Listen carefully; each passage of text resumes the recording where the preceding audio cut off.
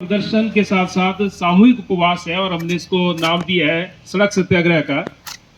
आप के माध्यम से हम सबको बता दें कि गुड़ुही भौरा का सड़क जो भराड़ू पंचायत में है वो पिछले 2 दशकों से बंद है और उस सड़क को जबरन रोका गया था। इससे पहले भी हमने लड़ाई लड़ी थी 2022 में, तब जेसीबी भेजी गई थी, लेकिन जिस अलाइनमेंट में जेसीबी लगनी थी वहाँ परना लगा करके उसको जो है गलत दिशा की ओर मोड़ा गया था, क्योंकि डिपार्टमेंट के लोगों की मिली भगत थी।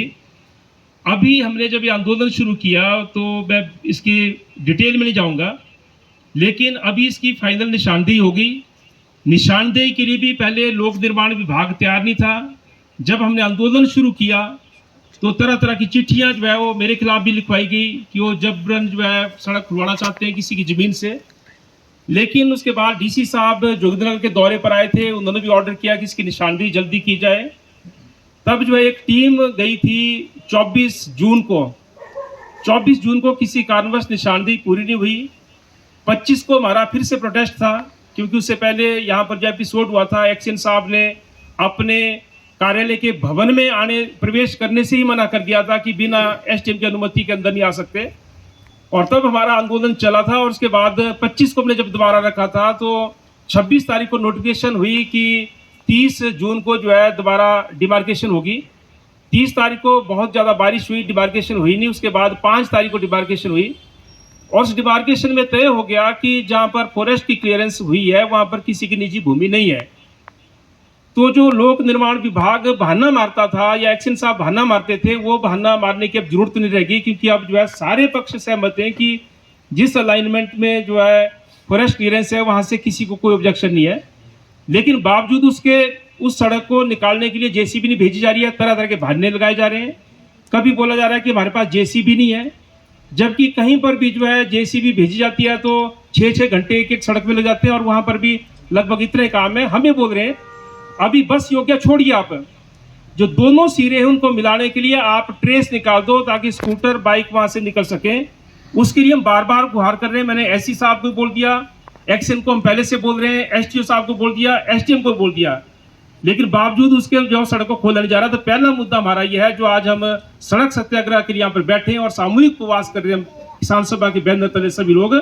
और मैं भी बता दूं ये सड़क 5 अनुसूचित जाति की बस्तियों को जोड़ती है, पर सिर्फ अनुसूचित जाति बस्तियों के लोग ही इसके जो है इससे लाभ कहते हैं, उनको लाभ नहीं मिलेगा इस सड़क का, सिर्फ बाकी लोग भी हैं। और हमारे बीच में यहाँ पर भी बहुत जो सेना से रिटायर्ड लोग हैं बैठे हैं, पीछे आप देख सकते हैं बडवाल साहब है, बिढ़ारी जी है और बहुत सारे लोग हैं।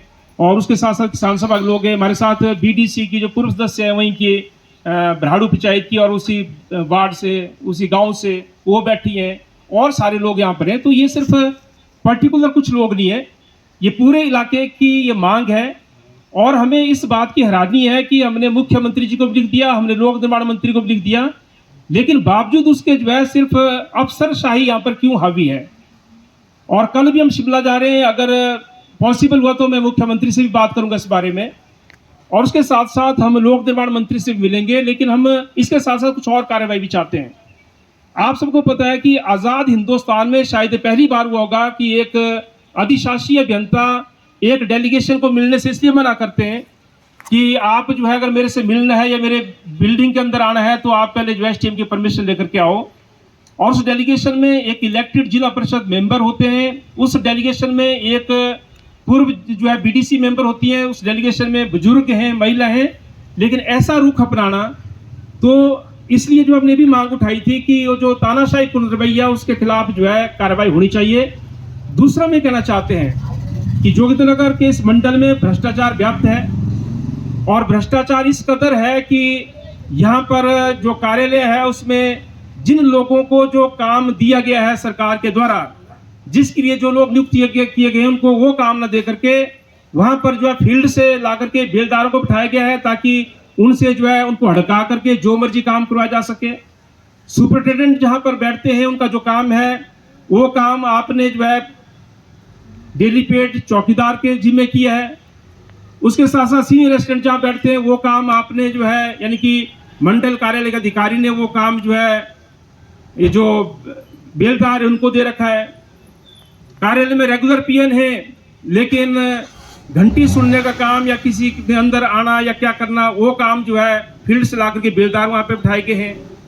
हिमाचल प्रदेश में किसी भी सरकारी अफसर के घर में कर्मचारी, चाहे वो रेगुलर हो चाहे वो दिहाड़ीदार हो, उनको काम करने की मनाही है, यानी कि कोई भी अधिकारी अपने कोठी में जो है दिहाड़ीदारों को नहीं रख सकता।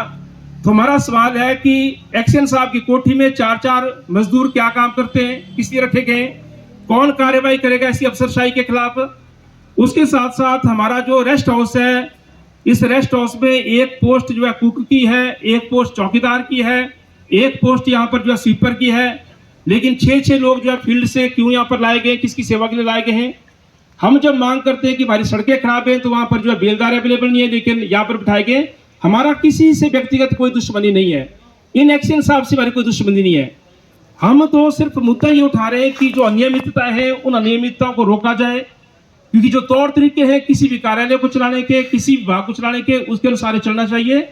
और अभी मैं आपको बता दूं, एक हिमाचल सरकार की एक और जो है लेटर इशू है, जिसमें ये एक्शन साहब जब धर्मपुर में थे तो तब भी वहां पर अनियमितता पाई गई थी। बिना बजट अप्रूवल के, बिना एडमिनिस्ट्रेटिव अप्रूवल के वहां पर जो है टेंडर लगा दिए गए थे, वहां पर काम आवंटित किए गए ठेकेदारों को। और अब जो है ये कहा गया कि लोक निर्माण मंत्री की अध्यक्षता में जो टीम होगी वो जो है कार्रवाई करे। तो जब इस तरीके की अनियमितताएं लगातार हो रही है और इस कार्यालय में भी जो भ्रष्टाचार हुआ है, वो मुद्दा हिमाचल प्रदेश की विधानसभा में उठा। हमारे जो लोक निर्माण मंत्री है प्रदेश के, उन्होंने वहां पर जवाब दिया और उन्होंने कहा कि हम कार्रवाई करेंगे। और जिन अधिकारी के ऊपर आरोप लगा था उनको यहां से मंडी भेज दिया गया। लेकिन हमारा सवाल यह है कि जब जांच चल रही है और जांच जो है लोक निर्माण सचिव ने उसका जिम्मा अभी जो चीफ इंजीनियर है धर्मशाला के पीडब्ल्यूडी के, उनको सौंपा है, तो जब जांच प्रक्रिया चल रही है तो उन अधिकारी को उस कार्यालय में क्यों बिठाया गया है जिनके खिलाफ जांच चल रही है? क्या वो जांच प्रभावित नहीं होगी? इसलिए हमारा सरकार से मांग है कि पूरा पारदर्शी तरीके से जो काम होना चाहिए, ये जो अनियमित है उनकी जांच होनी चाहिए। ये आरोप हम नहीं लगा रहे हैं, बल्कि ये जो है ऑलरेडी आरोप लगे हैं और उनकी जांच चल रही है।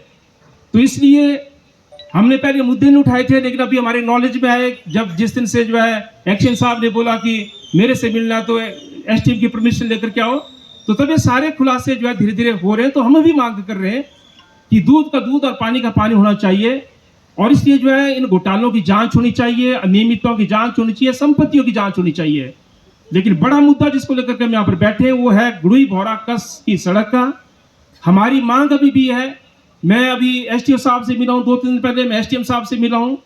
हमने उनको भी क्लियर कर दिया कि आप जो है इस सड़क को खुलवाने के लिए कार्रवाई करें, लेकिन अभी तक कोई कार्रवाई हुई नहीं है। तरह तरह की बहानेबाजी हो रही है। और मैं ये बता दूं कि आज तो ये सांकेतिक उपवास है हमारा, जो आज दिन भर चलेगा, लेकिन अगला पड़ाव हमारा डीसी ऑफिस होगा, और उसके बाद भी अगर सड़क खोलने के लिए कार्रवाई नहीं हुई तो तब उससे अगला पड़ाव हमारा हिमाचल प्रदेश की विधानसभा होगी। और हम जो है न केवल लोक निर्माण कार्यालय की इस कार्यप्रणाली को उजागर कर रहे हैं, बल्कि हम जो है हिमाचल सरकार से भी पूछना चाहते हैं कि आप कहाँ हैं? आपके होते हुए, मुख्यमंत्री जी के होते हुए, लोक निर्माण मंत्री जी के होते हुए एक मंडल कार्यालय में मनमानी चल रही है, यहाँ पर जो है धौंसपट्टी जमाई जाती है, यहाँ पर जो है तानाशाही चल रही है, यहाँ पर अनियमितता चल रही है। तो आप लोग का है, आप लोग कार्रवाई करो, क्योंकि इससे पूरी सरकार बदनाम हो रही है। और हम भी नहीं चाहते, चाहे प्रदेश में कोई भी पार्टी की सरकार हो, हम नहीं चाहते कि वो सरकार जो है ऐसे कामों के कारण बदनाम हो, किसी भी अधिकारी के कारण।